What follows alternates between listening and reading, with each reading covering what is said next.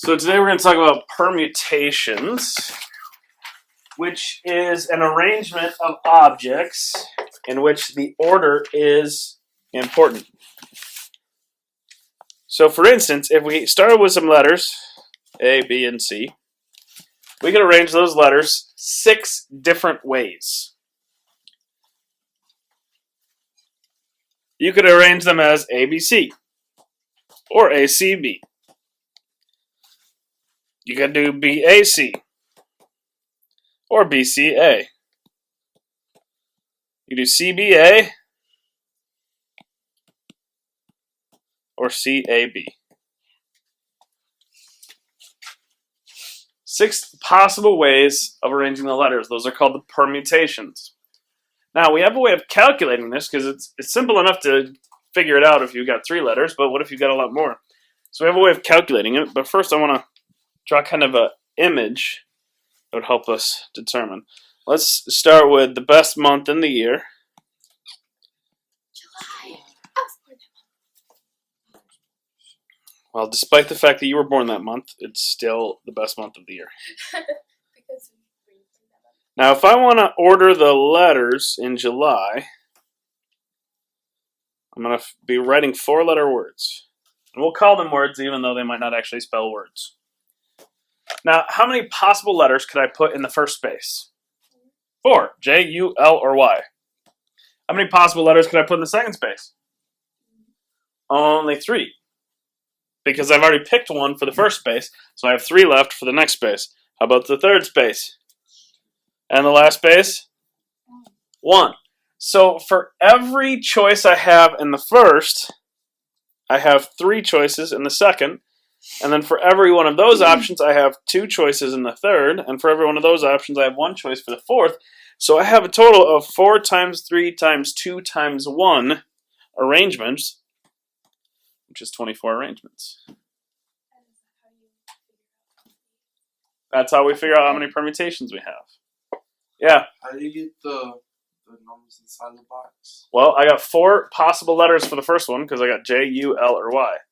After I've decided on this, there's 3 letters left for the next box, right? If I say I pick U for here, well, then I've got J, L, or Y left. That leaves me in 3 options. Once I've picked my first 2 letters, now I only have 2 options, okay, because I've eliminated 2, Okay. and then I got 1 left for the last one.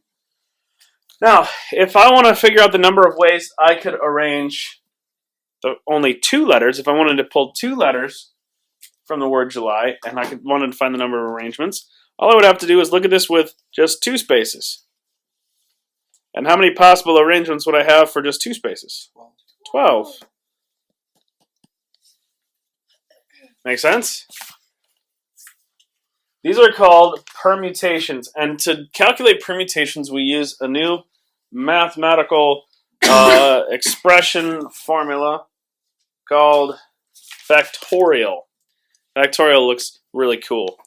We just calculated one. We did 4 times 3 times 2 times 1. That's equal to 4 factorial. And that's how we read it. It's 4 factorial, not 4! Oh my gosh. Even though there's an exclamation point there, that doesn't mean that we yell it. It just means 4 factorial. Okay? So when we write n factorial, that's all the numbers, n times n minus 1 times n minus 2, and so on, all the way down to the last few numbers, 3, 2, 1. You're just multiplying that number and every number less than that. Now the last one we have, just as a definition, because sometimes you'll have to calculate this, 0 factorial is a special case. We just say that 0 factorial is equal to 1. Yep, number 0. It's a possible way of arranging 0 items. And how many ways can you arrange 0 items? 0. 1. They've been arranged. Yep.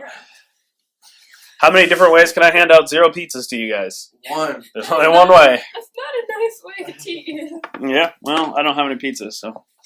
Now, we're going to look at a formula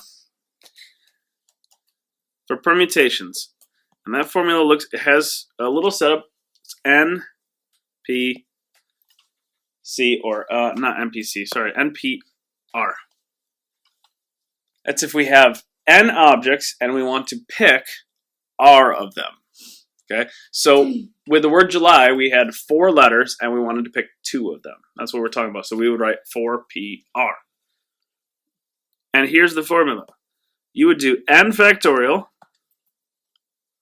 over n minus r factorial. What is the factorial underneath it? Is just with n minus r? Yep. So in our case, we did July. We had the letters. We had 4 letters, and we were picking 2 of them. So we did 4 factorial over 4 minus 2 factorial. Now 4 minus 2 factorial is 2 factorial, right? Mm-hmm. So we were doing 4 times 3 times 2 times 1, but we were eliminating that 2 and that 1. So what that denominator does is that cancels out the last 2 letters because we weren't using the last 2 letters. We only used 2 letters out of the word July. I think we did this a little bit last year. Yeah, this should be a review. And so would you just leave it at 4 times 2 times 2 times 1 over 2 times 1, or would you actually like whittle it You down? cancel out, whittle it down, and get 12. Okay. So, in example 2, it says your band has written 12 songs and plans to record 9 of them for a CD. In how many ways can you arrange the song on the CD? So we want to set this up as an NPR situation. So what is N in this case? 12, because that's the pool of songs you're choosing from. That's the whole group. What is R? Isaiah? 9. 9, because that's how many of those songs you're choosing. So you have 12, you're picking 9. Now, we don't care what order they go on the CD. If we cared what order they went on the CD, okay, or we thought that order was significant, or we didn't, we wanted to rule those out, then we would use combinations, and we'll learn about those another day. This is just finding all of the possible ways we could pick 9 songs and put them on a CD. Okay? So, we calculate as 12 factorial over 12 minus 9 factorial. So this is 12 factorial, which is 12 times 11 times 10 times 9 times 8 times 7 times 6 times 5 times 4 times 3 times 2 times 1 all over 3 times 2 times 1. Now, as you notice, that 3, 2, 1 will cancel out with the 3, 2, 1 on top. And so now you only have to do 12 times 11 times 10 times 9 times 8 times 7 times 6 times 5 times 4. So if we plug that into our calculator, what do we get? 79,833,600. That's a lot of possible ways to arrange your 9 of your 12 songs on a CD. Gosh. Yeah, pretty crazy, right? Now Yeah. I understand Pick why your my favorites. Gosh. Yeah. But you wrote them all, so they're all your favorites. Don't you get it, man? It's just Within like this way is a bananas. lot That's easier than message. doing them all. All right. Let's do another one. For a town parade, you will ride on a float with your soccer team. There are 12 floats in the parade, and their order is chosen at random. Find the probability that your float is first, and the float with the school chorus is second. Now, this is a little bit different. First of all, we need to figure out how many possible ways we can arrange all of the floats. Okay? Now, this is simple. You can look at 12, pick 12. Okay? Because you're arranging all 12 floats. But this is always equal to just 12 factorial. Okay? Whenever you're picking all the objects, just n factorial. You don't have to worry about the p formula. So that's the number of possible ways you can arrange the float.